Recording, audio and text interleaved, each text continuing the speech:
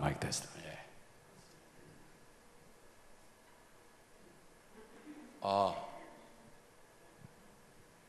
지금 어떻게 하신 건지 모르지만 아주 기술이 좋습니다. 역시. 네. 먼저 다시 한번 인사드리겠습니다. 우리 주님 오십니다. 제가 주님 오십니다 하면 여러분들은 준비합시다. 주님 오십니다. 우리는 재림 성도들입니다. 예수 그리스도의 재림을 고대하고 그분의 다시 오심을 마음에 품고 사는 경건한 하나님의 백성들. 이제 그 끝을 볼 날이 가까웠습니다. 이 별내교회 오니까 연로하신 분들이 많이 계시고 제 친구 아버님도 계시고, 사실은 제가 고향을 잃어버렸습니다. 사만리교회에서 제가 1962년 12월 25일 아침 8시 반에 사만리교회 사택에서 태어난 귀한 여러분의 아들입니다. 근데 제가 고향을 잃어버렸어요. 사만리교회가 이렇게 어느 교회하고 합쳤죠? 덕송중앙교회 이렇게 합치는 바람에 제 고향이 없어졌어요. 그래서 제가 한 마음으로 사만리교회 또 덕송중앙교회가 합쳐서 이제 별내교회가 됐으니 별내교회를 제 마음에 제가 태어난 고향이라고 생각하고 찾아온 거니까 예쁘게 봐주시고, 예. 저를 혹시 아시는 분이 있나요? 제가 어렸을 때 여기 태어날 때 여기 계셨던 우리 교우님들이나 좀 계신가요? 62년도 고 신명수 목사님 목회하시던 시절에 계셨던 분들 계세요? 혹시? 저 뒤에 한 분 계시군요. 예. 그래서 아주 굉장히 새로운 마음이고, 물론 여기에 와서 몇 번 예배는 드렸지만 이렇게 또 말씀을 전할 기회를 주신 우리 조석구 목사님, 그리고 교회 재직들, 그리고 모든 교회 성도님들께 진심으로 감사를 드립니다. 오늘과 내일 이틀에 걸쳐서 제가 성경의 66권 중에 어쩌면 가장 사랑하는 제 목회의 철학이고, 또 제가 앞으로 어떻게 살아나기를 원하는지, 그리고 우리 지도자들과 교회 성도님들께 늘 말씀드리고 싶은 한 가지 주제가 되는 책 룻기서에 나와 있는 말씀을 연구하겠습니다. 자, 오늘 말씀의 제목은요, 베들레헴에 거하라입니다. 베들레헴에 거하라. 한번 좀 따라 하시겠습니까? 베들레헴에 거하라. 지금은 여러분들이 이 말씀의 제목이 무슨 뜻인지 잘 모르실 거예요. 베들레헴은 예수님의 태어나신 곳인데 베들레헴에 거하라, 이 말씀이 도대체 무슨 말씀일까? 그러나 오늘 말씀이 끝날 때는 그 말이 이런 뜻이었구나 하고 가슴에 새겨질 것이라고 생각합니다. 룻기서 1장을 다 펴시고, 이 룻기서 1장부터 4장은 정독해서 읽으셔도 늦게 읽으셔도 15분이면 다 읽을 수 있을 만한 아주 짧은 책입니다. 한 가족의 몰락사가 기록되어 있는, 어떻게 보면 그 가정으로 보면은 참, 왜 하나님께서 내 가정의 몰락, 아버지, 그 다음에 어머니, 그리고 두 아들의 이름까지 다 기록해 놓았는데 그 결과가 참 비참한 것 같은, 그러나 그 속에서도 구속의 경륜을 발견할 수 있는 이 책에 대해서 저희들이 읽을 텐데요, 또 말씀을 연구할 텐데, 오늘 저녁과 내일을 기해서 여러분들이 시간 나실 때 이 말씀을 다시 한번 읽고 오시면 내일은 특별히 더 큰 은혜가 있으리라고 생각합니다. 1장 1절, 사사들의 치리하던 때에 그 땅에 흉년이 드니라, 이런 말씀으로 룻기서가 시작됩니다. 오늘은 주말 부흥회고 그러니까 좀 느긋하게 조금 더 오래 말씀을 전하실 거라고 생각을 하고, 또 여러분들이 그냥 설교를 그냥 듣는다는 것보다는 함께 제가 묻는 질문에 대답도 하시고 그렇게 하시면서 하면 좋겠습니다. 룻기서, 사사들의 치리하던 때에 흉년이 드니라. 이 말씀은 굉장히 큰 뜻을 의미합니다. 우리가 이 배경을 이해하면 이 1장 1절이 주는 말씀을 알 수 있습니다. 사사들의 시대라고 하면 여호수아부터 사무엘까지를 포함하는 약 350년의 기간을 말하는 것입니다. 여호수아가 그의 모든 백성들과 함께 모세가 바라던 그 영광의 땅을 드디어 차지하고, 그리고 모든 족속들이 명령대로 땅을 기업으로 차지하는 일들이 이 여호수아와 그리고 그 뒤에 사사기에 나오는데, 도대체 이때에 흉년이 들었다고 하는 말이 무슨 뜻일까? 그것을 연구해 봐야겠죠. 사사시대의 특징은 이렇습니다. 백성이 여호수아가 사는 날 동안 여호수아 뒤에 생존한 장로들, 곧 여호와께서 이스라엘을 위하여 행하신 모든 큰 일을 본 자들이 사는 날 동안에는 여호와를 섬겼더라. 영어에는 이 는이 있어요. 그때는 이스라엘 백성들이 여호와를 섬겼더라. 그러면 여호수아와 그 모든 큰 권능의 기적들을 본 사람들이 다 죽고 난 다음에는 어쨌다는 뜻일까요? 여호와를 잘 섬기지 아니하였더라. 맞습니다. 여호와께서 사사들을 세우사 노력하는 자들의 손에서 그들을 구원하게 하셨고, 이 사사들에게도 순종하지 아니하고 오히려 다른 신들을 따라가 음행하며 그들에게 절하고 여호와의 명령을 순종하던 그들의 조상들이 행하던 길에서 속히 치우쳐 떠나서 그와 같이 행하지 아니하였더라. 여호수아와 또 그와 함께했던 장로들이 다 죽고 난 다음에 이 이스라엘 백성들은 손바닥 뒤집듯이 하나님의 편에 선에 왔다가 우상을 섬기다가 또다시 하나님께 부르짖어서 구원을 경험했다가 또다시 우상 숭배에 빠지는, 이렇게 어리석은 길을 반복했습니다. 사실 성경은 항상 우리에게 교훈을 주기 위해서 기록된 말씀입니다. 이 말씀을 공부하면서 어쩌면 우리들 역시 영적으로 사사들의 시대에 살고 있는 백성과 별반 다를 것이 없다는 생각을 할 수 있습니다. 우리도 한때는 영적으로 굉장히 업돼서 말이죠, 그죠? 정말 하늘에 내일이라도 갈 것처럼 경건하고 열정적이고 헌신적이다가 또 시련을 당하고 유혹을 당하면 하루아침에 저 바닥으로 떨어져서 교회에서 참 목사님도 재직들도 성도들도 힘들어하는 그러한 모습을 볼 때가 있습니다. 연약한 인간의 모습이에요. 그런데 이스라엘 백성들이 한 개인과 개인의 관계를 떠나서 국가 대 하나님, 백성과 하나님의 관계에서 그러한 불쌍한 모습을 많이 보였다고 하는 것입니다. 사사기서 21장 25절은 사사기서의 마지막 성경절입니다. 그리고 17장 이 6절에 있는 말씀은 또 중간에 나오는 성경인데요, 성경에서 이 정말 토시 하나도 틀리지 않고 딱 맞는 성경절이 이 성경절입니다. 한번 읽어보실까요? 시작. 그때에는 이스라엘에 왕이 없었으므로 사람마다 자기 소견에 옳은 대로 행하였더라. 하나님께서는 영존하시는 왕으로 이스라엘 백성을 치리하시는 통치자 있었습니다. 그런데 이스라엘 백성들은 보이는 왕을 섬기기를 원했고 보이지 아니하는 하나님은 없다고 생각했어요. 그래서 이 특징대로 살아가는 겁니다. 자기 소견에 옳은 대로, 다시 말하면 자기가 법이고 자기가 모든 행동의 주체예요. 부끄러움을 모르고 그렇게 죄악을 마음껏 행했던 그때의 시절을 이야기하고 있는 것입니다. 부조와 선지자 이 605페이지에 보면 이스라엘이 최대의 번영을 누리던 시대는 저희가 여호와를 저희 왕으로 승인하던 시대, 곧 당신께서 세우신 율법과 정사를 다른 모든 민족의 그것들보다 우수하다고 생각한 시대였다. 여호와를 왕으로 섬기던 시대에 살던 사람들은 아주 평안하고 그리고 정말 태평성대하고 모든 민족들 위에 뛰어난 하나님의 특권을 받은 그런 백성들로 살아갔지만, 그러나 17장 6절과 21장 25절이 말씀하는 대로 그 당시에는 이스라엘에 왕이 없으므로 자기 소견에 오른다로 했다면 그 결과는 완전히 반대겠죠. 패망하고 그리고 외적에 의해서 계속적인 침입을 당하고 그리고 영적으로 타락한 삶을 사는 시대, 그 시대가 바로 사사기 시대라고 하는 것입니다. 이 사사기의 시대를 저는 이 악순환의 고리라고 이야기합니다. 이 악순환의 고리는 4가지 단계가 있습니다.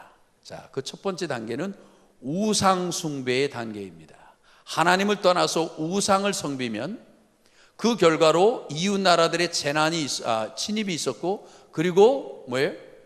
이제 각종 기근이라든지, 예? 그리고 뭐 각종 이제 천연적인 재해들이 오고, 그렇게 되면 긴 시간, 짧게는 7년에서 길게는 40년, 우리나라가 일제 압박에 있었던 것보다 더 긴 시간을 외적의 침입 아래 종살이하고 어렵게 사니까, 그러면 이제 백성들이 부르짖어요. 하나님, 도저히 안 되겠습니다. 살려주십시오. 그러면 하나님께서 그 소리를 들으시고 이 국가적인 회개를 보시고 마음이 넓으신 우리 하나님이 어떻게 하십니까? 그 백성들 가까이 오셔서 이제는 그들을 구원할 사사를 파견하시는 거예요. 사사를 파견하시면 그 사사들에 의해서 이렇게 구원을 경험하는데, 구원을 경험하고 나면 이제 짧게는 6년에서 길게는 80년이라고 하는 장구한 시대를 그들이 태평성대를 누리며 하나님의 보호하심 아래서 살아가는 것입니다. 아, 그럴까요? 네. 아, 이게 연결이 됐습니까? 그래요. 알겠습니다. 오케이. 자, 이 악순환의 고리, 이 네 가지에 대해서 제가 다시 좀 설명을 드리면, 우상 숭배가 있었고, 그 다음에 그것 때문에 재난과 침입이 있으면, 그 다음에 백성들이 전체적으로 다 하나님께 울부짖는 국가적 회개가 있고, 그렇게 되면 하나님께서 사사를 보내셔서 그들을 구원하신단 말입니다. 이 네 가지 이 고리를 잊으시면 안 돼요. 다시 한번 따라해 보십시오. 우상 숭배, 재난과 침입, 국가적 회개, 구원의 이름. 자, 우리가 살아갈 때 이것을 늘 경험하죠. 우리의 삶 속에서도 이 악순환의 고리는 계속됩니다. 하나님께서는 이 악순환의 고리를 끊어버리시고 우리에게 항상 구원을 주시고 그 구원의 상태를 영속하시기를 원하셔요. 그러나 우리들은 연약해서 또다시 죄악에 빠집니다. 어떻게 보면 어리석은 동물처럼, 돼지처럼 아무리 깨끗이 씻겨놔도 또다시 싸고 뭉개고 뒤틀리고 그렇죠? 또 냄새 풍기고.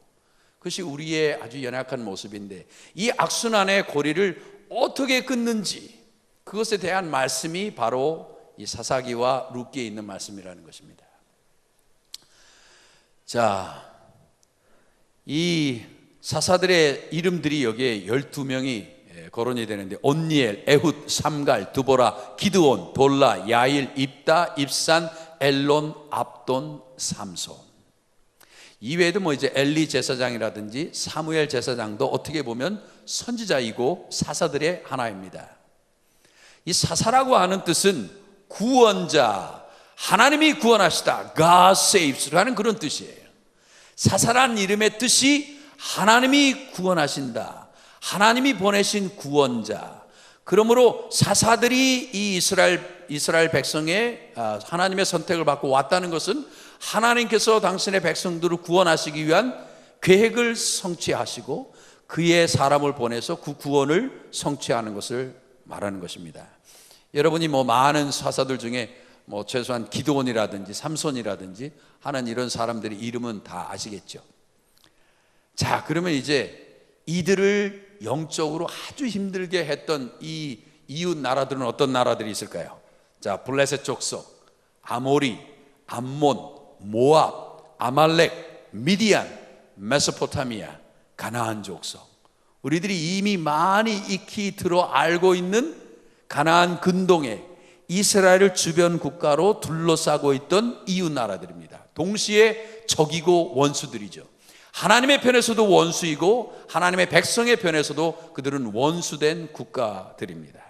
이 나라들에 의해서 짧게는 7년에서 길게는 40년 동안 다양한 침범을 당하고, 그리고 그들의 침입 속에 종으로 살면서 자기들이 농사진 거 다 빼앗기고 주권도 없이 그렇게 살아가던 백성이 이스라엘 백성들입니다. 자, 그러면 이제 여러분들이 이러한 배경을 가지고 1장 1절을 다시 한번 읽어보겠어요. 사사들의 치리하던 때에 그 땅에 흉년이 드니라. 자, 그러면 제가 조금 아까 말씀드린 이 악순환의 고리 네 가지 중에 몇 번째에 지금 해당하는 것입니까? 두 번째, 재난과 침입. 흉년이면 재난이죠. 그러니까 이 표현이 있을 때와 그 전의 상황은 분명히 영적으로 그들은 타락하여 우상 숭배에 빠져 있었다는 것을 말하는 것입니다. 사사기 21장 25절이 말씀하는 바로 그 특징, 당시에는 이스라엘에 왕이 없으므로 사람들이 자기 소견에 옳은 대로 행하였더라. 자기 마음대로 방자하게 하나님을 왕이라 칭하지 아니하고 살아가던 신앙적으로 건방진 세대를 말하고 있는 것이에요. 그 결과로 이웃 나라의 침입이 왔고 그리고 재난을 경험하는, 그래서 흉년이라고 하는 이 단어가 이 악순환의 고리에서 두 번째 해당하는 그러한 단어라고 하는 것을 아실 수 있습니다. 결코 좋은 시대가 아니에요. 근데 바로 그런 시대에 우상을 숭배하고 그리고 이웃 나라가 침입하고 재난을 경험하는 그런 시대에 어떤 일이 있었느냐 하는 것입니다. 방금 말씀드린 대로 이 흉년이라고 하는 이 단어가 이 악순환의 고리에서 재난과 침입을 말씀하고 있다는 것이고요. 근데 그때 유다 베들레헴에 한 사람이 그 아내와 두 아들을 데리고 모압 지방에 가서 우거하였는데,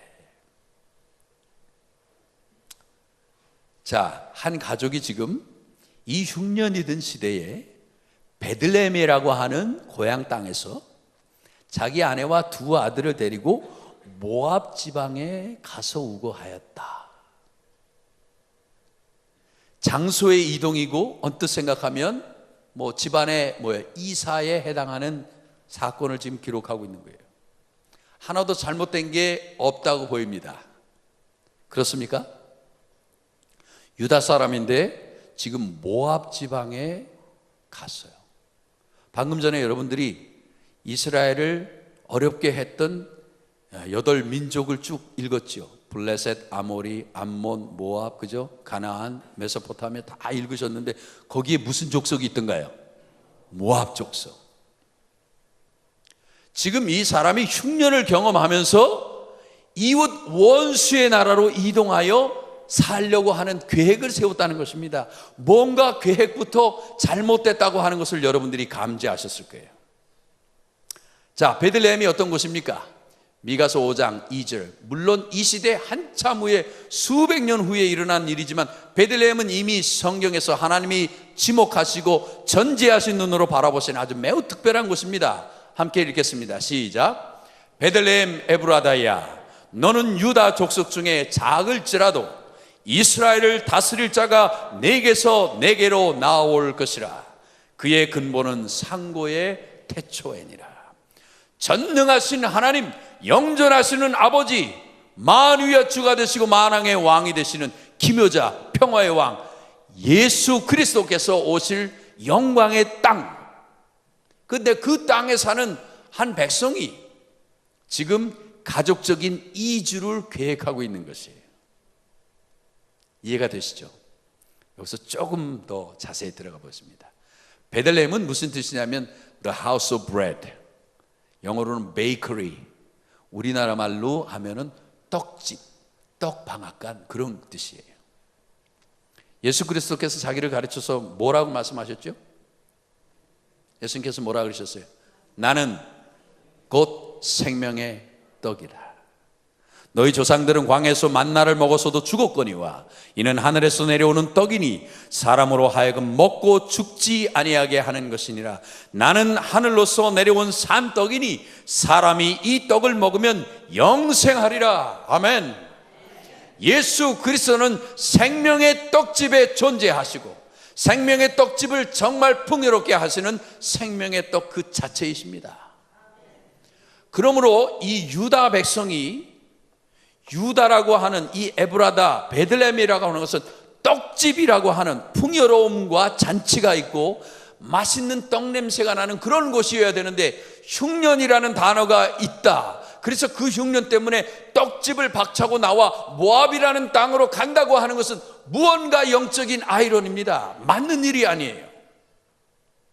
떡집에는 떡이 있고 잔치가 있고 풍성함이 있고 교제가 있어야 하는데 지금 이 한 가족은 흉년을 경험하면서 이 떡집을 탈출하려고 하는 계획을 세웁니다.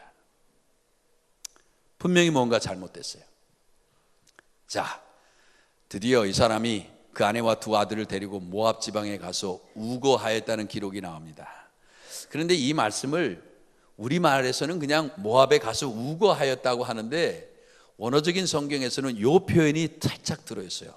영어로는 뭐라고 되어 있냐면요, Together with his wife and two sons, they went to live for a while. 지금 제가 영어로 이렇게 해놨는데 이 수거가 무슨 뜻이냐면은 잠시 동안, 잠깐 동안, 그런 뜻이에요.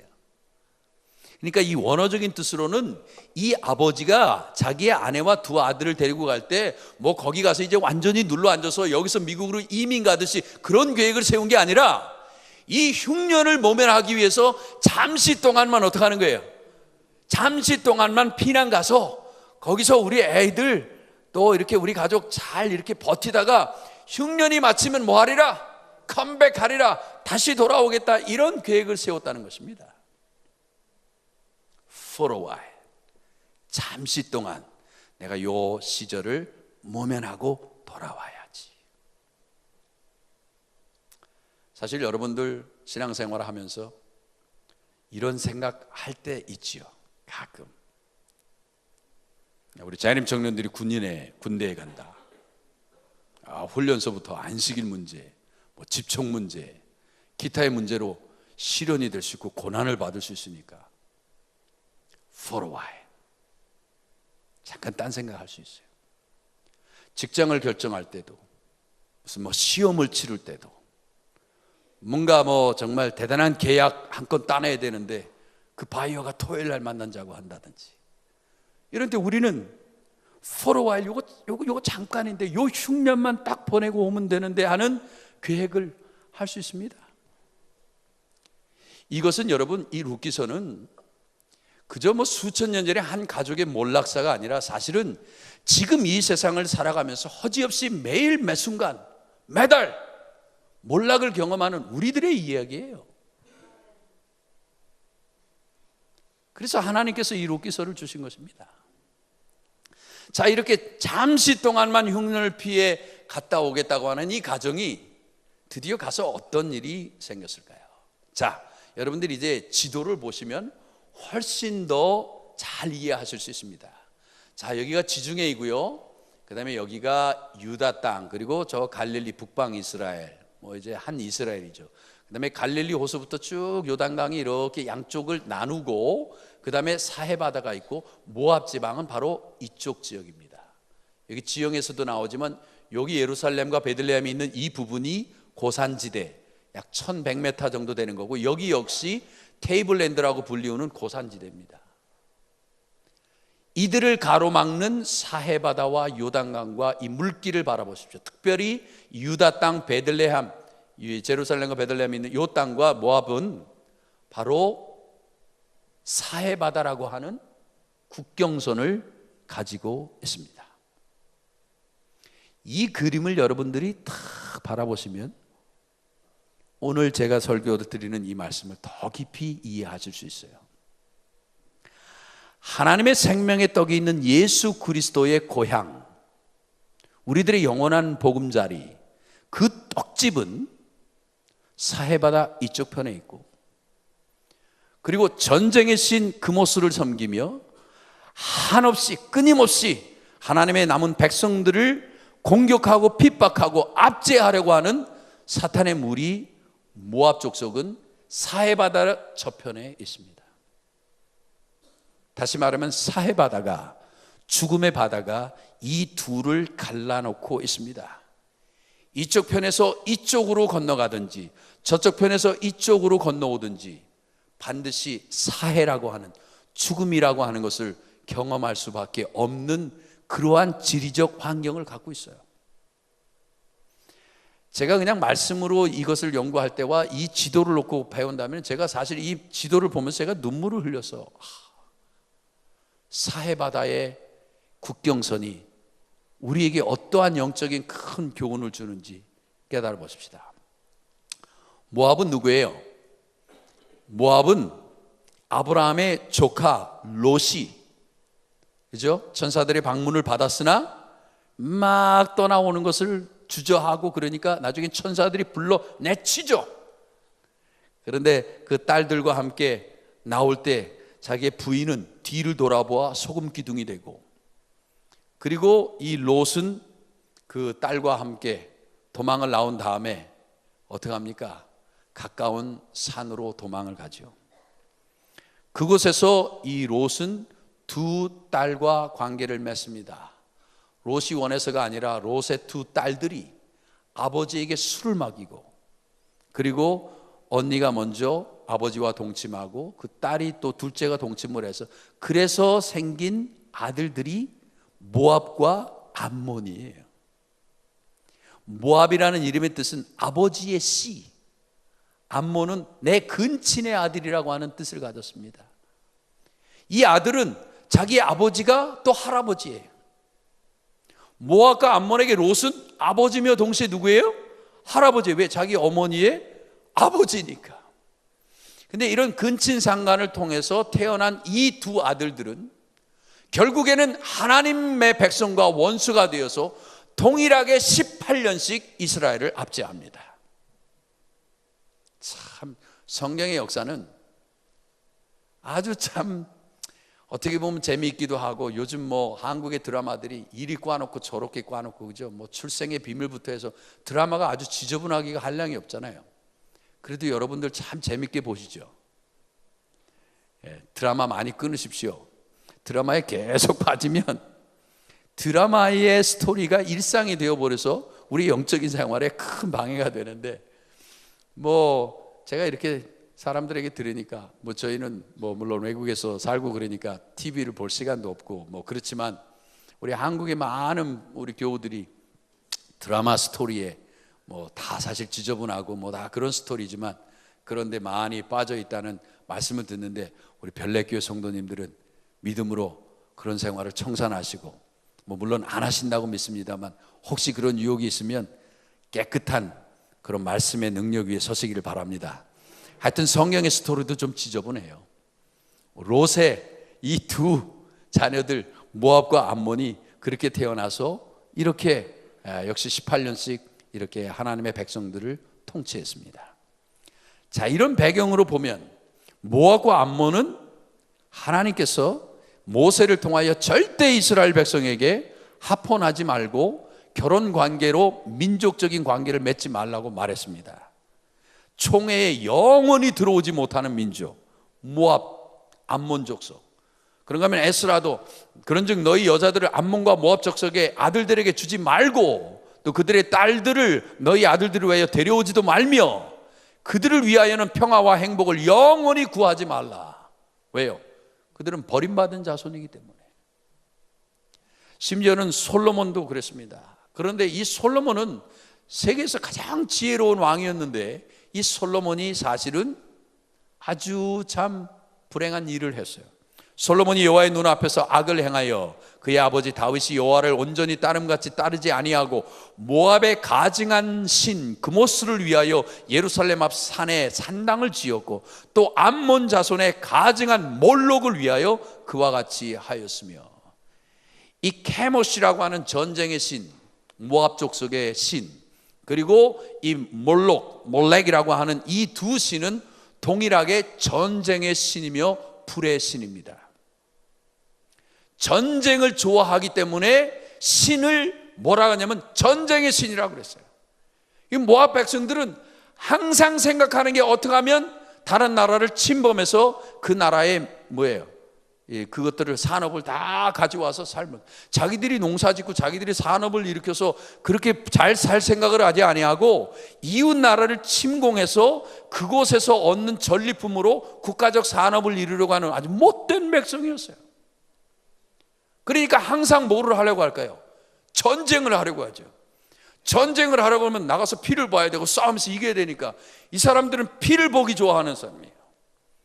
그래서 이 가나안 근동 신학에 의하면 이 케모시, 그모스 신과 몰렉을 섬기던 이 모압과 암몬 자손들은 나가기 전에 왕의 아들부터 시작해서 신하의 아들들, 장군의 아들들을 뽑아가지고 백성들 보는 앞에서 그 아이를 산채로 불에 태워 죽입니다. 옛날에 우리 계백 장군이 저 마지막 신라와의 대전투를 앞두고 나가서 싸우기 전에 어떻게 했어요? 역사에 의하면 자기 아내와 다 죽이고 그리고 나가잖아요. 그만큼 아주 정말 자기의 일족을 다 밀어. 왜? 우리가 죽고 나면 너희들이 와서 계백 장군의 자녀라고 하면 수치스럽게 종이 돼가지고 이웃 나라의 몸종으로 혹은 그들의 첩으로 팔려서 아주 정말 아주 뭐 수치스러운 삶을 살게 될 테니 차라리 내 남편의 손에 죽고 나는 나가서 죽음을 다해 이 전쟁을 하리라. 그래서 다 죽이고 나가잖아요. 뭐 거의 그거와 비슷한 거예요.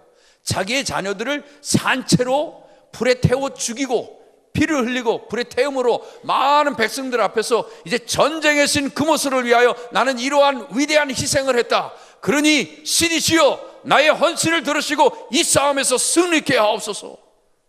이러고 나가서 싸우는 거예요. 참으로 잔악한 백성들입니다. 그러한 백성들에게 이스라엘 백성들이 양쪽으로 다 18년 36년 우리가 일제 그 하고 똑같은 긴 장구한 시간을 압제당했어요. 그런데 솔로몬도 이 지혜로운 왕도 우상 숭배에 빠지고 하나님을 떠나니까 이렇게 금오스 신을 위하여 산당을 짓고 그러한 일을 허락하는 이러한 사람이 되고 마는 것입니다. 이 고고하게 발견된 우리 금오스 신 잠깐 보여주실까요? 이것이 모압 지역에서 발견된 금오스 신의 신상입니다. 그리고 그때 나가면서 전쟁을 나가기 전에 했던 뭐 기념비적인 일들. 자, 그 두 사람의 이름은 엘리멜렉이요, 그 아내의 이름은 나오미요, 그 두 아들의 이름은 말론과 기련이라. 이거 잘 아시죠? 자, 한 가족의 이름들이 쫙 나와 있어요.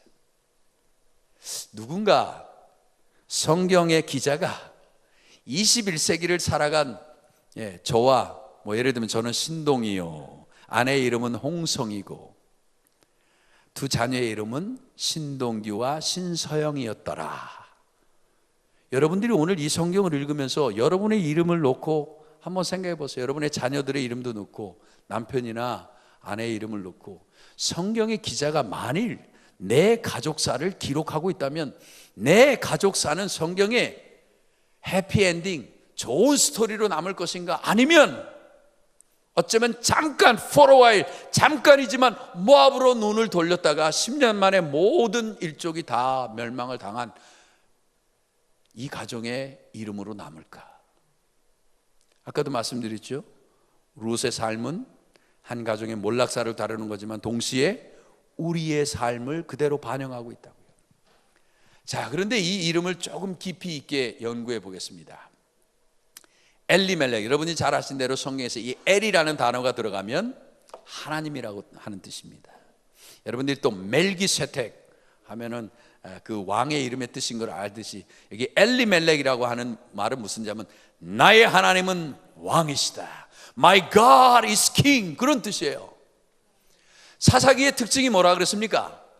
그때에는 이스라엘 백성에게 왕이 없으므로 자기 소견에 옳은 대로 행하던 시대잖아요. 보이는 하나님이 없어서 영적인 보이지 않는 하나님에 대하여 망각하던 시대. 그런데 그 당시에 하나님을 모르고 사는 이 백성들 가운데 한 아들이 태어났는데 이 경건한 집안에서 이 아들에게 무슨 이름을 주냐면 나의 하나님은 왕이시다. My God is King. 모든 백성들이 다 하나님이 없다, 왕이 없다고 하는 시대에 한 아들이 태어났는데 그 아들을 보면서 무슨 소리야? 우리 하나님이 왜 안 계셔? 우리 하나님은 왕이신데 하면서 그 아들에게 My God is King 이런 이름을 주었다면 여러분, 엘리멜렉의 집안은 경건한 집안일까요? 아닐까요? 경건한 집안입니다. 어쩌면 장로의 집안일지 목사의 집안일지 모르겠어요. 아주 경건한 집안에서 태어난 아주 훌륭한 믿음의 아들입니다. 그 다음에 나오미예요. 나오미의 뜻은 나의 기쁨, 나의 희락, 나의 행복. 참 좋은 이름이죠. 좋은 이름이에요, 아니에요? 좋은 이름이에요. 우리 여기 여자 성도님들 많으시고 또 연세가 높으신 분들도 많으신데 옛날에 그죠? 이 딸이 나면 그죠? 아주 복스럽고 아주 뜻이 좋은 예, 그렇게 뭐 이제 한자 뭐 서당에 가서 뭐 이렇게 좋은 이름 받아서 이렇게 해준 분 가정들이 별로 없지요. 예, 사실 저희 동창 중에도 이름이 참 지금 제가 뭐 살아있는 친구고 그러니까 말을 할 수가 없지만 이름이 참 불편한 친구가 있어요. 그 친구는 중학교 때 고등학교 때 선생님이 모든 선생님들이 들어올 때마다 출석부 놀고 이름 부르잖아요. 제가 이렇게 가끔 이렇게 뒤에서 보면 그 친구는 출석부 이름 부를 때마다 고개 숙이고 어쩔 줄은 몰라요. 이름이 참 창피한 이름이었어요. 얼마나 마음에 한이 되고 힘들었을까. 그 예민한 사춘기를 지내면서 매 시간마다 뭐 하루에 8시간이면 8시간 내내 종례 시간 조례 시간에도 이름이 불리고 하면 막 10번 정도 또 친구들이 이름 부를 때마다 그 좋지 않은 이름의 뜻, 뭐 뜻도 없고 그냥 아주 그 당시에 사람들이 보기에도 천한 이름 같은.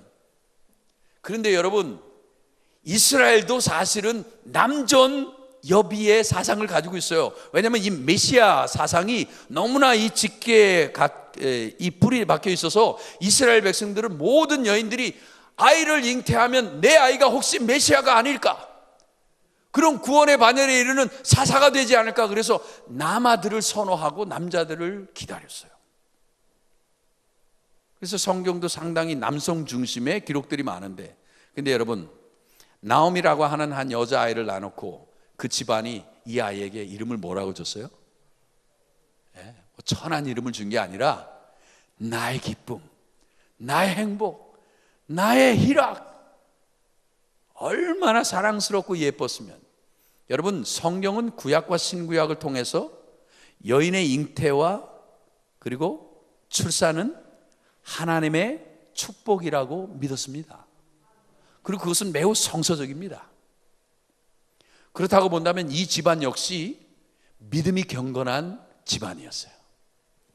이 뭐 다 합해봤자 뭐 그냥 한 1000명이나 될까, 한 이 조그만 베들레헴이라고 하는 작은 이 고을에서 엘리멜렉이 자라고 My God is King, 그리고 나오미가 자랍니다. 아주 예쁘고 사랑스러운 이 아이들이 커서 결혼을 했어요. 경건한 집안의 연결입니다. 결혼으로 맺어진 아름다운 가정. 근데 이 가정이 아들들을 낳는데 말론과 기련이에요. 말론의 이름의 뜻은 병약한, 아픈, 영어로 sickly 그런 뜻이에요. 그리고 기련은 수척한, 파리한, 또 다른 뜻으로는 애간장을 끓게 하는 그런 뜻이에요. 여러분이 자녀를 낳으면 아무리 그 아이가 좀 비실비실하고 그저 100일을 살까 넘길까 뭐 그래도 이런 이름 주시겠습니까? 네? 이스라엘도 뜻글자를 갖고 있거든요. 우리 중국도, 우리도 뜻글자를 갖고 있잖아요. 제 이름이 동희예요. 저는 이 동희라는 이름의 뜻을 깊이 몰라서 젊었을 때 중고등학교 다닐 때 참 제 이름을 싫어했어요. 동희가 뭐야, 이 여자처럼. 저는 막 남성답고 그렇다고 생각을 하는데, 아이 희자 돌림이다 보니까 신성이, 신양이, 신동이. 그래서 저희 아버님이 야 성냥통 그러고 불렀거든요. 성이, 양이, 동이. 그런데 그 이름이 이 중고등학교 다닐 때 그렇게 싫더라고요. 근데 뭐 친구 중에 뭐 솔, 뭐 설, 뭐 철, 이렇게 외자, 준, 이런 친구들은 왜 이렇게 멋있는지. 그래갖고 제가 아버지 저 이름 좀 바꾸고 싶다고. 그랬더니 저희 아버님 막 웃으시면서 동이야, 내 이름을 왜 동이라고 졌는지 아냐? 몰라요 아버지. 아버지가 세 아들을 낳았는데 그 중에 네가 특별히 아버지가 목회에 나오고 난 다음에 태어난 아들이야. 그래서 너에게 발글 희자, 한 가지 동자. 주로 발글이라 하면 동력동 쓰면 그죠? 동력의 밝은 빛, 그럴 수 있잖아요. 태양, 떠오르는 태양. 그런데 저희 아버님은 동력동을 주시지 않고 한 가지 동을 주셨어요. 그러면서 부탁하신 거는 뭐냐면, 동이야, 너는 오직 하나님 한 분만을 위해서 빛을 내는 그런 존재가 되라. 그래서 동이라는 이름을 주셨대요. 근데 제가 그 깊은 뜻을 알지 못할 때는 그 이름이 주는 어떤 뉘앙스 때문에 참 싫어했어요. 동이가 뭐야, 계집애답게. 그런데 아버지가 그 말씀을 다 해석해주고, 내가 하나님만 비추는 빛과 같은 삶을 살아. 그러고 나니까 그 다음부터는 그 이름이 자랑스럽고 사랑스러워졌어요. 근데 여러분, 부모가 돼가지고 자녀들에게 이름을 줄 때, 저희 아버지가 저희 아들도 이름을 지어주셨어요. 동규.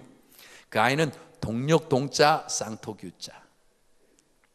제가 이제 동이 들어가기 때문에 또 동을 주는 것이 그런데, 저희 아버님이 뭐 지체 없이 한문으로 딱, 네 아들은 동규라고 해라. 동력의 땅, 에덴 동산. 왜? 내 아들은 하늘나라 에덴 동산에 가서 살아야 하니까. 그 시대가 도래하고 재림이 곧 다가오니까 내 아들은 너와 함께 하나님을 위해서 빛을 비추다가 내 자손들은 동력의 땅 에덴 동산에서 살아야 한다. 아유, 그 말씀을 들으니까 또 감개무량입니다. 그래서 제가 무릎 꿇고 다 그 한자로 된 이름을 받았어요. 여러분, 지금 뭐 그것이 인지상정이고 부모가 혹은 할아버지가 자녀들에게 주고 싶은 아주 아름다운 이름인데, 이 아들을 낳고 이 경건한 엘리멜렉과 나오미가 준 이름은 뭐예요?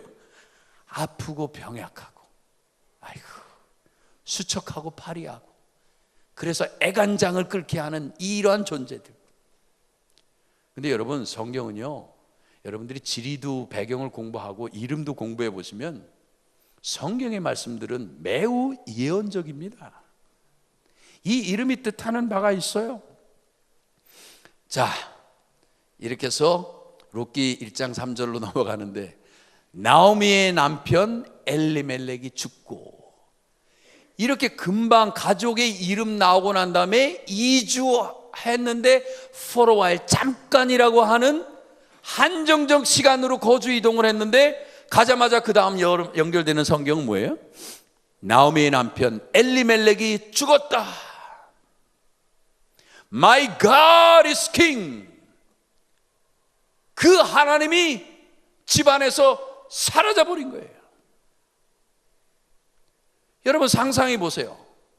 원수의 나라에 간신히 들어가서 살았으니까 그들이 뭐 중심 도읍지에 가서 살았겠습니까? 아마 국경 변방에 어디서 그냥 뭐 좀 얻어먹을 때가 있으면, 자기네 딸은 흉년이고 아무것도 먹을 게 없는데 그래도 저쪽에는 좀 있다고 하니까 그쪽에 어디 가서 원수들의 눈에 그저 잘 띄지도 않게 그런 곳에 살면서 그저 뭐예요? 언어도 다르니까 물론 그저 자기 볼 때마다 이스라엘 사람들이 늘 하듯이 샬롬 샬롬, 평화 평화, 그리고 My God is King, 엘리멜렉 이름을 부를 때면 그래 나오미, 나의 기쁨, 나의 희락, 그러면서 서로 이렇게 주고받으면서 몇 년을 사는데, 가자마자 이 남편 대들보요 집안의 어른이요 제사장인 이 아버지가 죽어 없어져 나간 것입니다. 그 얘기가 무슨 뜻일까요? 엘리멜렉, 나의 하나님은 왕이신데 그 왕이신 하나님이 집안에서 사라져 버렸어요. 당연히 신앙의 기둥이 무너져 내리고, 그리고는 그들을 보호할 만한 제사장도 사라져 버린 것입니다. 그러고 난 다음에 성경은 이어집니다. 그들은 모압 여인 중에서 아내를 취하였는데, 하나의 이름은 오르바요, 하나의 이름은 룻이더라. 오르바와 룻, 여러분들이 잘 아시죠? 근데 지금 말씀드린 대로 이러한 이름의 뜻을 가진 이 두 아들에게 모압 여인, 아까 에스라에서도 그렇고 신명기에서도 그렇고 모압 여인과 암몬 여인 데려다가 결혼시키라 그랬어요, 말라 그랬어요?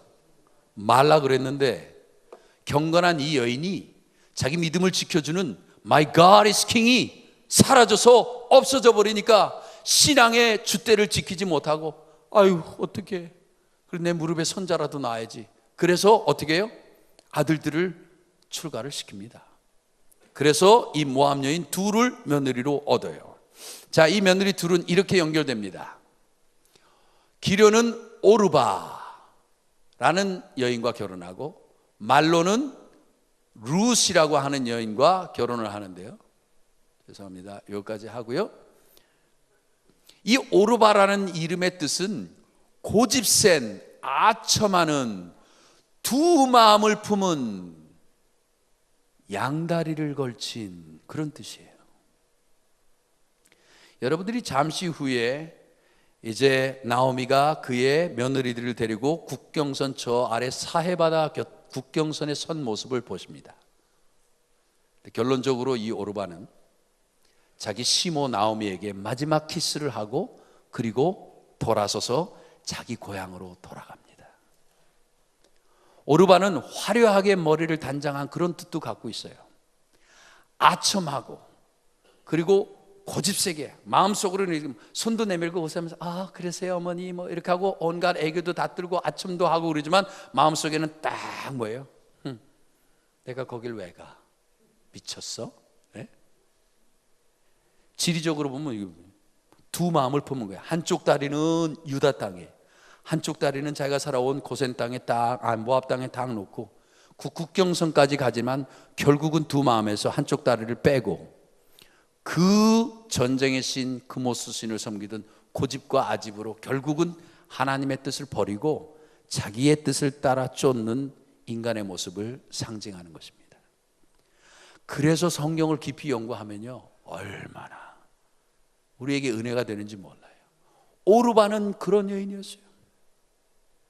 근데 사실 화이프님께서 우리에게도 말씀해 주셨고 우리가 다 예언서를 통해서 우리가 많이 공부하지만 이제 마지막 남은 시대에 우리에게 흔들림의 시기가 오고 그리고 마지막 야곱의 환란을 거쳐야 할 그러한 미래의 사건들이 이미 예언으로 우리 앞에 제시되어 있는데 우리는 어쩌면 마지막 이 테이블랜드, 이 세상의 모압 땅에서 저 영원한 예루살렘이라고 하는 예수 그리스도가 계신 산떡을 향하여 걸어나갈 때 어쩌면 우리들 중에도 오르바처럼 두 마음을 품고 양다리를 거치다가 결국에는 내 마음의 고집과 내 마음의 결정대로 이 세상을 향하여 눈을 돌리고 하늘로부터의 다리를 뗄 사람이 우리 중에도 있을지 모르겠습니다.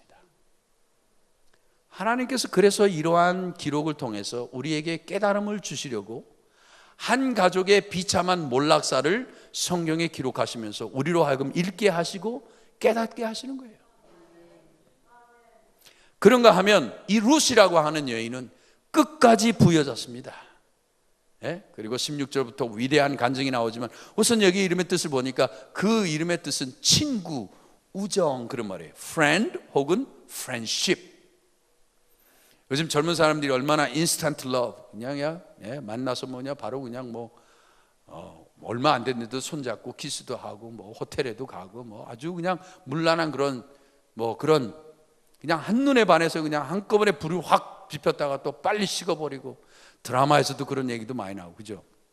그런데 그러한 이 세상에 그러한 짧은 사랑이 아니라 룻은 친구, 우정 예찬하는 자들은 우정이 사랑보다 훨씬 길고 훨씬 깊고 훨씬 넓어서 그런 인스턴트 사랑하고는 비교할 수 없는 가치가 있다고 찬양합니다. 그죠?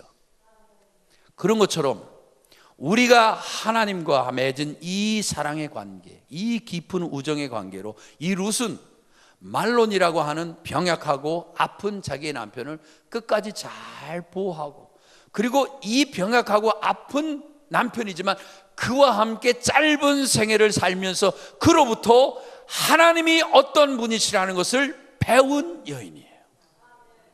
그리고는 드디어 자기의 시모를 쫓습니다.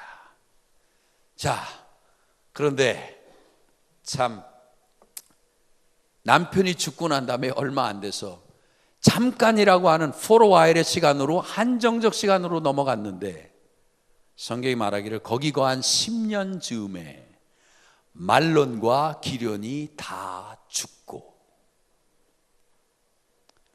사해바다를 건넜습니다.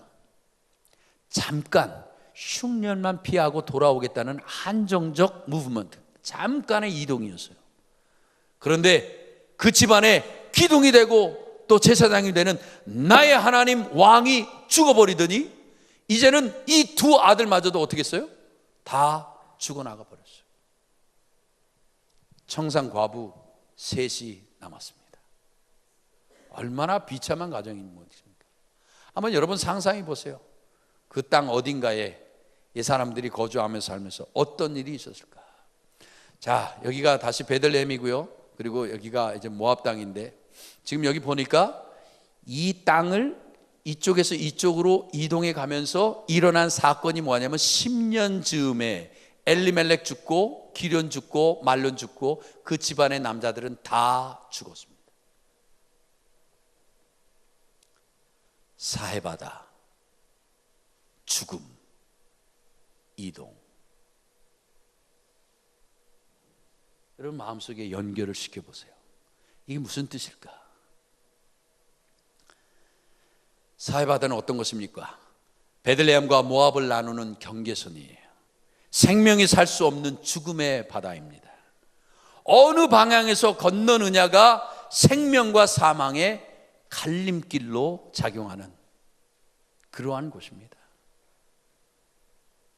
여러분은 지금 이 교회와 요 바깥의 주차장을 어떻게 생각하시는지 모르겠는데, 아니면 이 교회와 여러분이 사시는 집, 이 별내 교회 중심가와 여러분이 일하시는 그 일터, 사실은 사해바다입니다.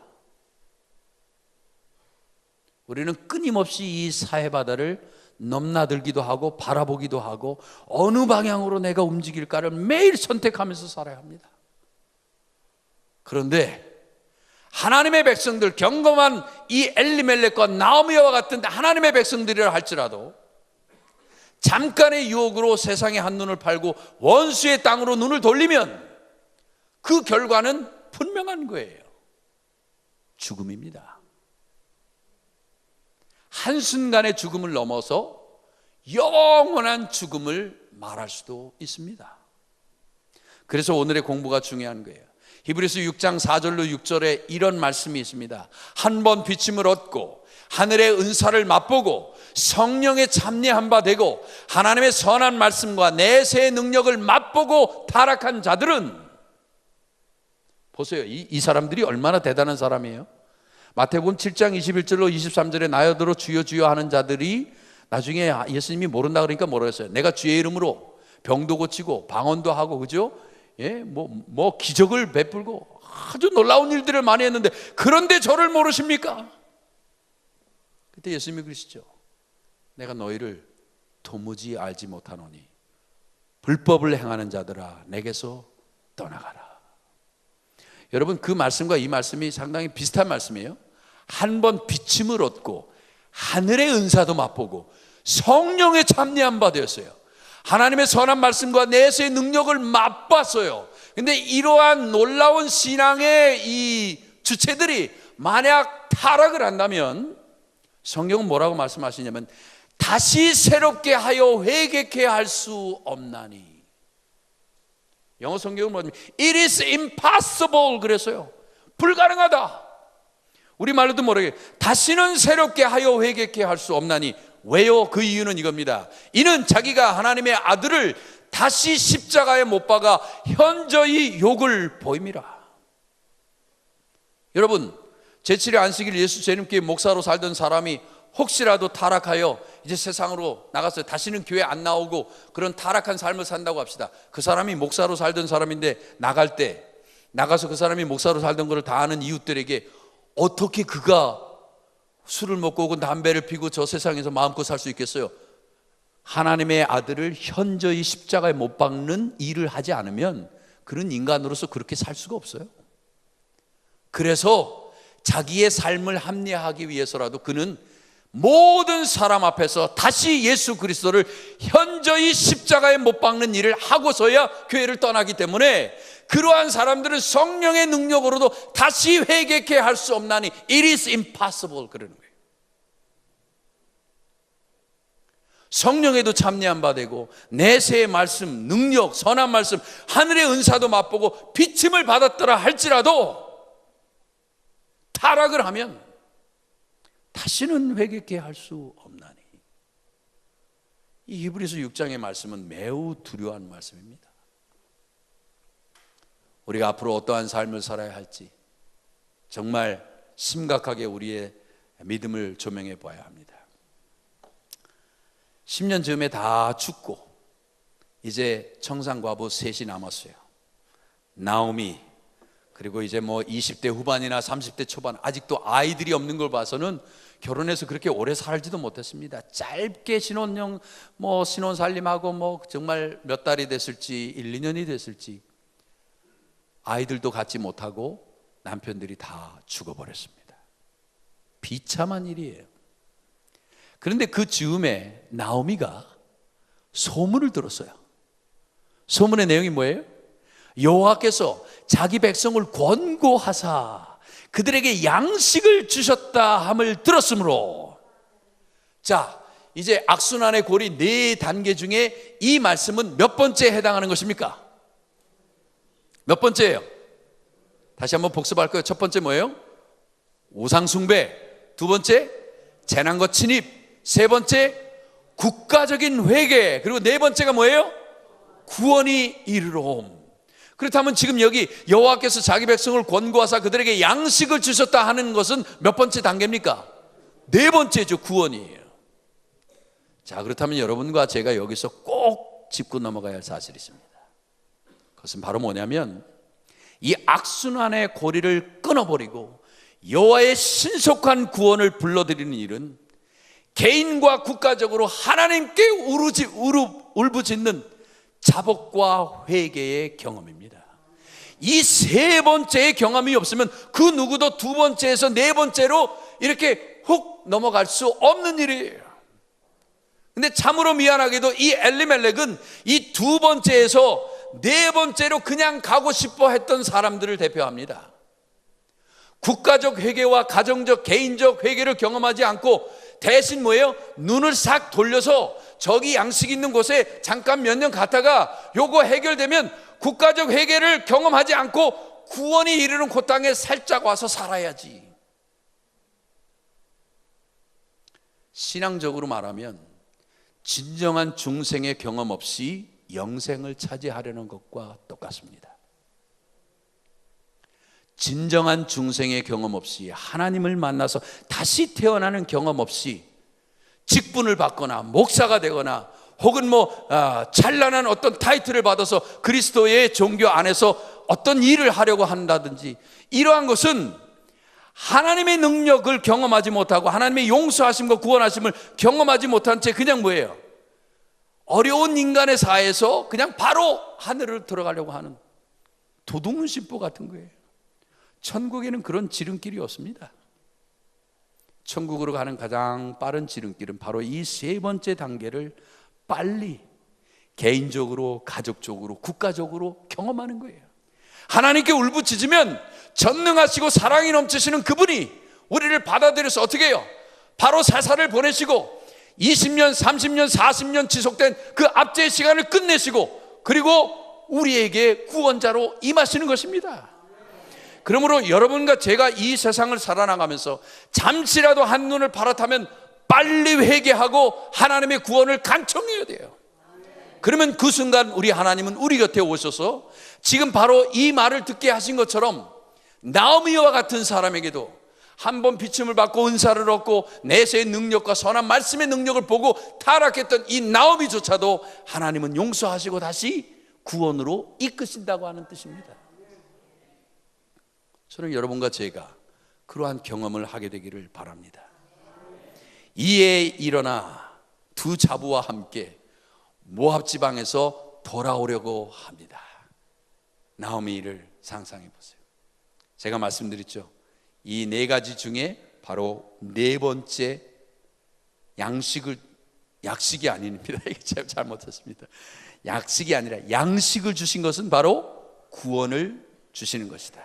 자, 이거는 무슨 뜻이라 그랬어요? 이 말씀은 이스라엘이 국가적으로 회개하였다.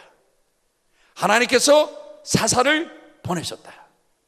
그리고 이스라엘의 축복과 풍년이 임하였다고 하는 뜻입니다.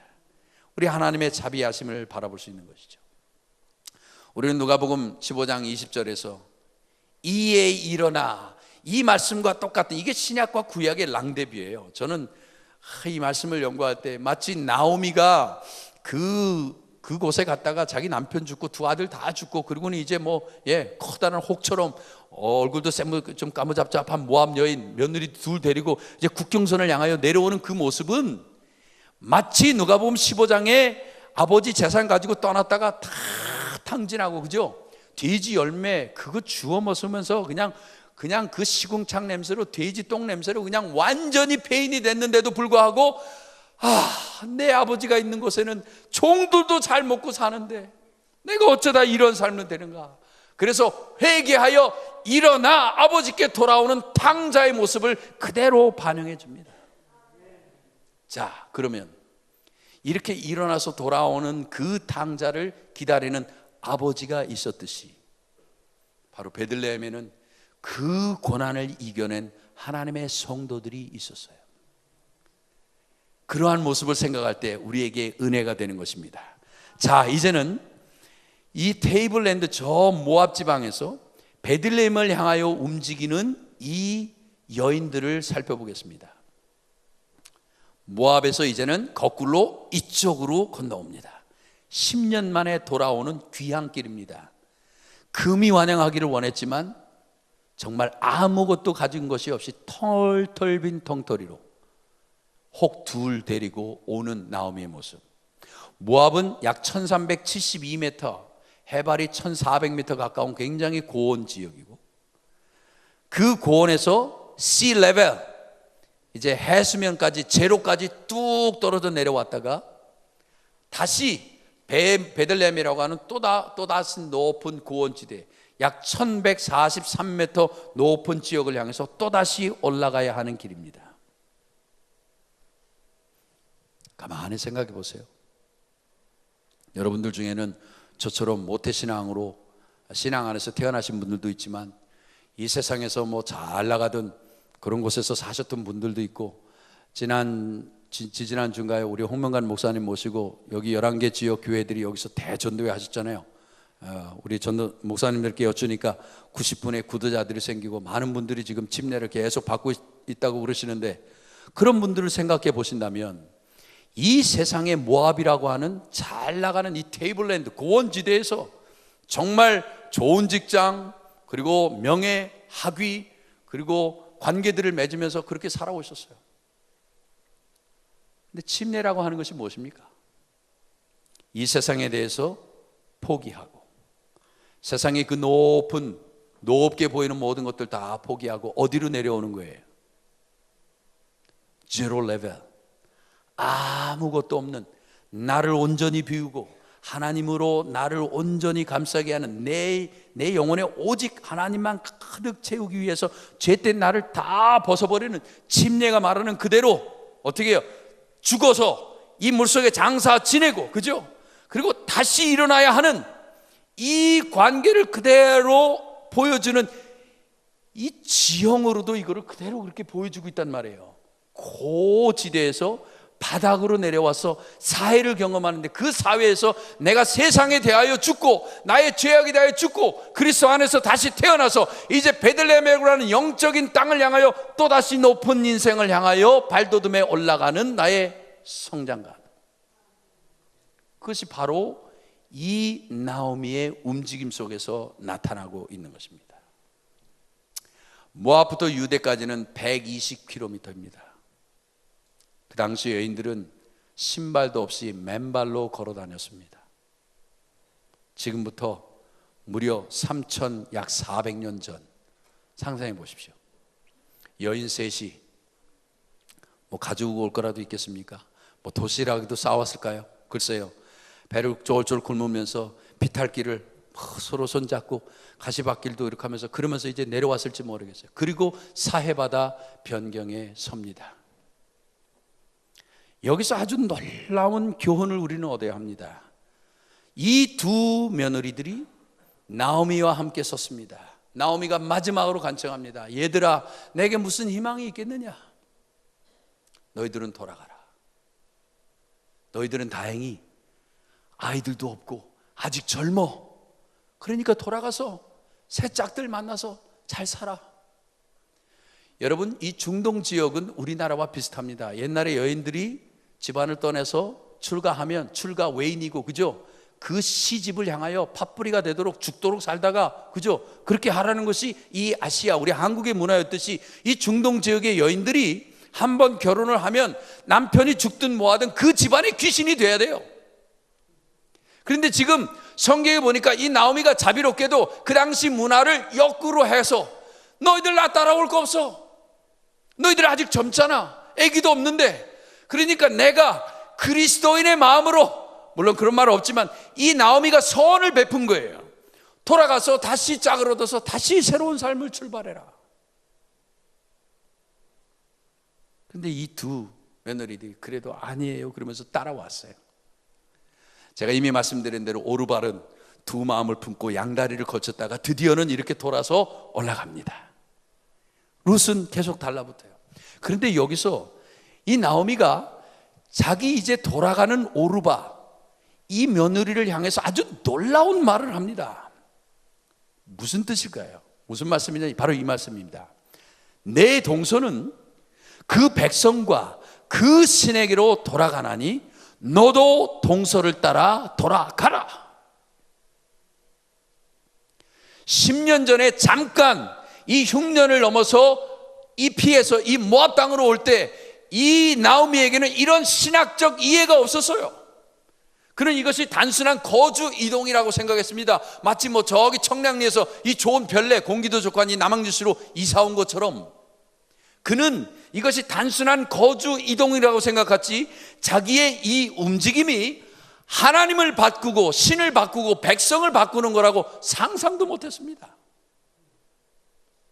근데 10년을 다 살고 나서 나의 하나님 왕인 멜리멜렉이 죽고 자기의 두 아들이 다 죽어버렸는데 이제 자기에게 들리는 소문이 여호와께서 자기 백성을 권고하사 양식을 주셨다는 것을 들은 다음에 드디어 그가 일평생 살면서 반복적으로 경험했던 이 악순환의 고리를 기억했어요. 아, 나는 지금 국가적 회개, 내 백성들이 저 땅에서 그 흉년, 10년이라는 흉년을 견뎌내고 그래도 베들레헴에서 기다리다가 구원을 경험하는데 나는 여기서 그냥 정말 쉽게 떡 얻어먹으려고 했다가 죽음만 경험하고 돌아가는구나. 그러면서 이제 땅을 기어 올라가는 그 며느리를 보면서, 아, 저희가 지금 자기 백성과 자기 신에게로 돌아가는 거구나. 이 거주 이동이 신과 백성을 바꿀 만한 아주 중요한 움직임이었다는 것을 그는 그제야 깨닫습니다. 여러분, 여러분의 손주들이 군대 문제로, 혹은 여러분의 아들들이나 혹은 여러분의 남편이 시험 문제로, 직장 문제로 자칫 모압을 향하여 눈을 돌리고 흉년을 잠깐 피해서 가려고 할 때 붙잡으세요. 내 사랑하는 손자야, 여보, 그러면 안 되지. 이거 견디어내고 이거 혹시 하나님이 주시지 않으면 베들레헴에서 좀 흉년이라도 견뎌냅시다. 이거 우리가 한눈 팔아서 저기 하나님의 땅 아닌 모압 땅 가서 대충 타협하고 살라고 하면, 내가 말씀 배웠어요. 신 목사님이 오셔서 웃기서 강의하는데 결론은 죽음이래요. 이건 제 말이 아니잖아요. 성경의 가르침이죠. 우리는 그렇게 살아야 합니다. 그 백성과 그 신에게로 돌아가는 그런 오르바 같은 사람이 되면 안 되겠어요? 아, 그랬더니 룻이 뭐라고 합니까? 이 유언은 너무나 위대한 유언이기 때문에 성경에 나와 있는 가장 위대한 유언이죠. 큰 소리로 읽겠습니다. 자, 모두 다 스크린을 보시고 시작. 나로 어머니를 떠나며 어머니를 따르지 말고 돌아가라 강권하지 마옵소서. 어머니께서 가시는 곳에 나도 가고 어머니께서 유숙하시는 곳에서 나도 유숙하겠나이다. 어머니의 백성이 나의 백성이 되고 어머니의 하나님이 나의 하나님이 되시리니 어머니께서 죽으시는 곳에서 나도 죽어 거기 장사될 것이라. 만일 내가 죽는 일 외에 어머니와 떠나면 여호와께서 내게 벌을 내리시고 더 내리시기를 원하나이다. 여러분, 제가 여기 뭐라 하냐면 룻의 유언이라고 그랬어요. 그는 사해 바다에서 세상에 대하여, 자기 가족에 대하여, 민족에 대하여, 자기가 그동안 믿던 신, 전쟁의 신 크모스에 대하여 완전히 유언을 남기고 죽는 경험을 한 겁니다. 여러분이 이제 2장을 연구해 보시면 나오는데, 예언의 신에도 그런 말씀을 주셨어요. 여러분, 룻의 어머니, 아버지, 오빠들, 형제, 자매들 생각해 보세요. 어디서 이스라엘 남자가 왔는데 병약하고 수척하고 파리하고 삐쩍 마른 애하고 사랑이 붙더니 결혼을 했어요. 원수의 나라 사람이에요. 근데 결혼해서 몇 달 살지도 못하고 딱 죽어버렸어요. 아주 망쳐가던 집안에 시집 갔다고 이 룻의 가족들이 난리가 났습니다. 얼마나 불쌍하겠어요. 여러분이 룻의 어머니라고 생각해 보세요. 저에게도 딸이 있어요. 24살짜리.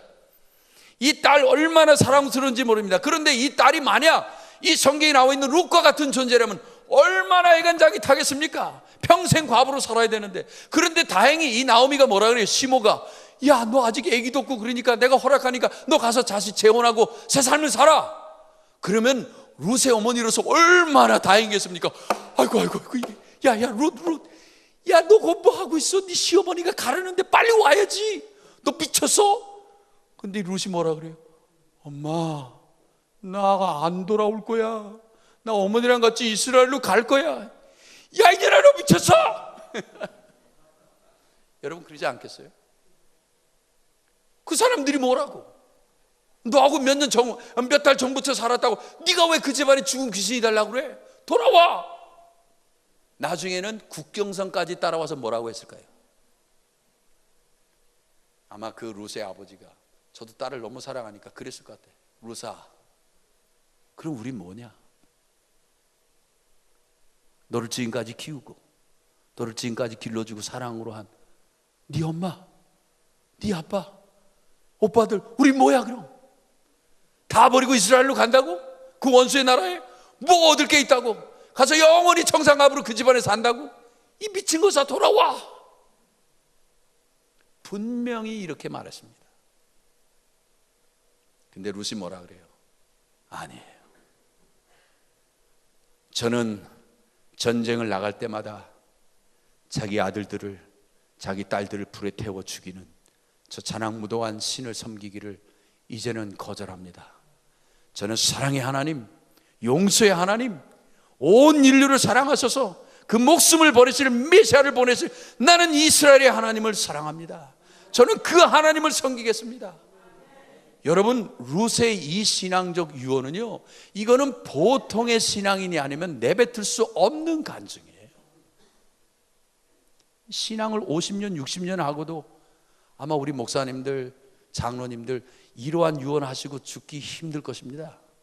그렇다고 본다면 그저 몇 달, 어쩌면 1, 2년도 제대로 살아보지 못한 이 외간 남자, 이 이스라엘 원수의 집안에서 잠깐 만난 그 하나님이 얼마나 그에게 깊은 사랑을 주었으면 이 여인이 모든 것을 다 포기하고 이러한 위대한 유언을 남기면서 하나님의 편에 섰을까요?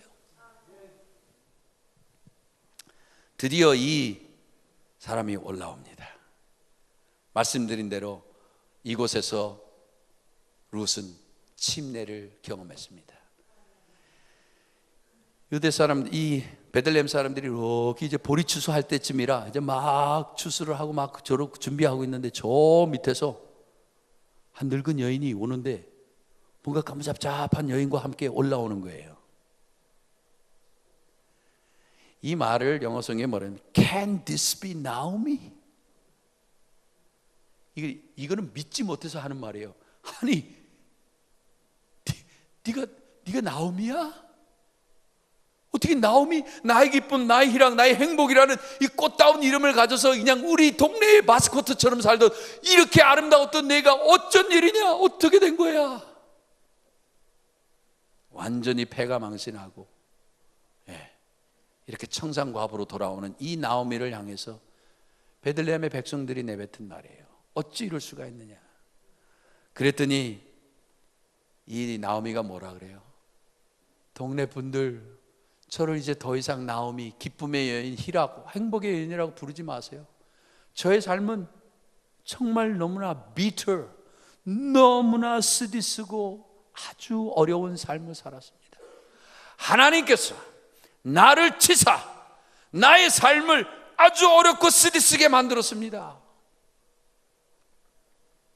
나오미가 거기서 하나님께 손가락질을 돌렸어요. 이게 인간의 모습이에요. 10년 전에 모압으로 떠나라고 하나님이 말씀했습니까? No.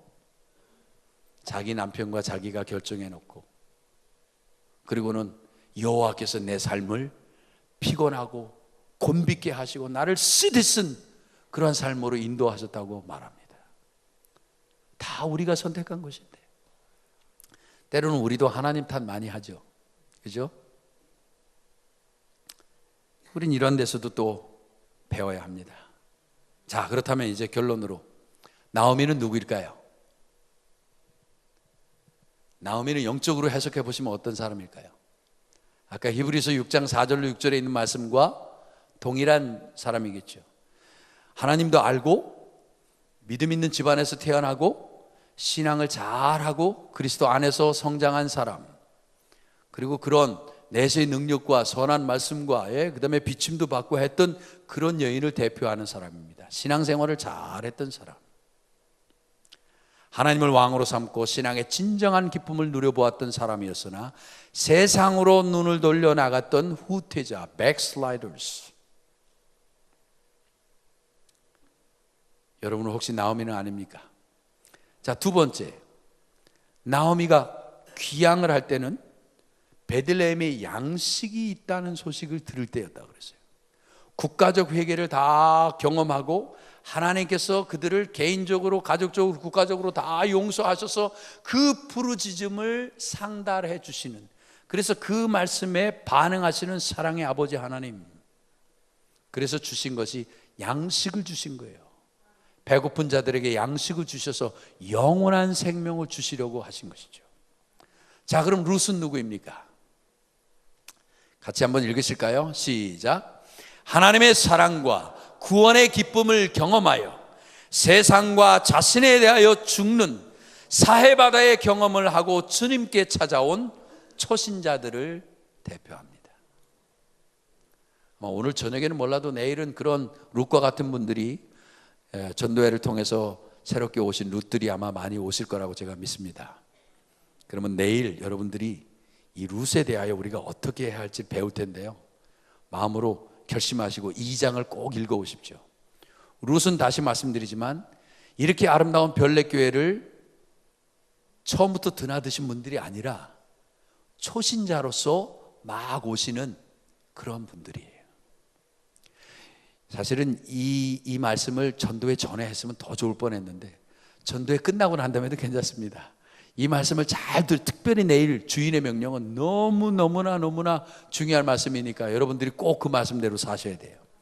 자, 여러분들은 베들레헴 교회로서 나오미와 룻이 돌아오기를 기다리고 있습니까? 백슬라이더, 후퇴자, 믿음의 후퇴자들이 다시 돌아오고 이웃에 있는 이 별내 지역의 많은 새로운 영혼들이 이 하나님의 집, 이 떡집에 와서 생명의 떡 대신 예수 그리스도를 믿고 그러한 풍요로운 삶을 살게 되기를 바라십니까? 우리 모두가 그런 사람이 되어야 합니다. 이방 땅에서 우상을 숭배하며 살던 룻이 베들레헴으로 오기 위해서는 신앙인과의 접촉이 필요하며 신앙의 모본이 필요하였다. 룻 역시 영적인 굶주림을 해결해 줄 양식이 있을 때에 드디어 베들레헴으로 눈을 돌렸다. 여러분, 나오미와 룻이 베들레헴에 양식이 있었다는 소문을 듣지 않았으면 그들은 결코 돌아오지 않았을 것입니다. 그 말씀이 얼마나 중요한 말씀이에요. 이 하나님의 거룩한 성전 베들레헴에서 떡을 떼고 교제하여 풍요로운 영적인 삶의 교제가 없다면 이 별내교회에 절대로 나오미와 룻은 찾아오지 않습니다. 이 베들레헴은 뭐예요? 다 같이 읽겠습니다. 시작. 베들레헴은 생명의 떡 대신 예수 그리스도께서 주인으로 계신 교회를 상징한다. 아멘. 이 교회는 사랑의 교제와 진리의 나눔이 있어야 한다. 아멘. 그래서 베들레헴 안에 사는 성도들에게는 궁핍함이나 배고픔이 없어야 한다. 아멘. 베들레헴에 흉년이 들어 세상에 눈을 돌리게 하는 일이 절대 없어야 한다. 아멘. 맞습니다.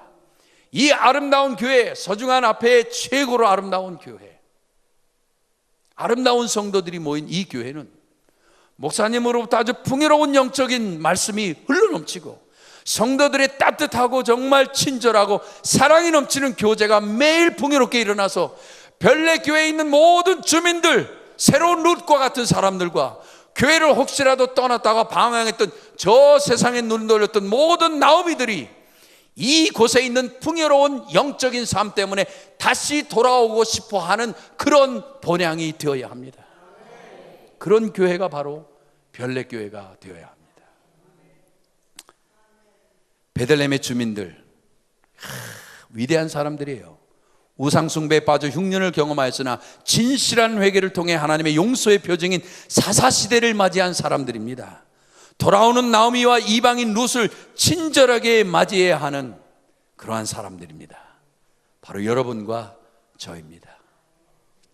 아무쪼록 이 룻기서 1장 베들레헴에 거하라는 이 말씀을 통해서 오늘 내 삶에 흉년이 혹시 있다 할지라도 내가 서 있는 이 땅이 영존하시고 영원한 생명을 주시는 생명의 떡 대신 예수 그리스도께서 함께 계시는 곳이기에 내 시련을 이겨내고 내가 잘못했다면 간절한 회개와 중생의 경험으로 그리스도의 구원을 경험하는 여러분과 제가 되어야 합니다. 그래서 이 별내교회가 참으로 아름다운 베들레헴, 생명의 떡을 나누는 그런 아름다운 교회가 되기를 간절히 바라면서 오늘 저녁 말씀을 마치겠습니다.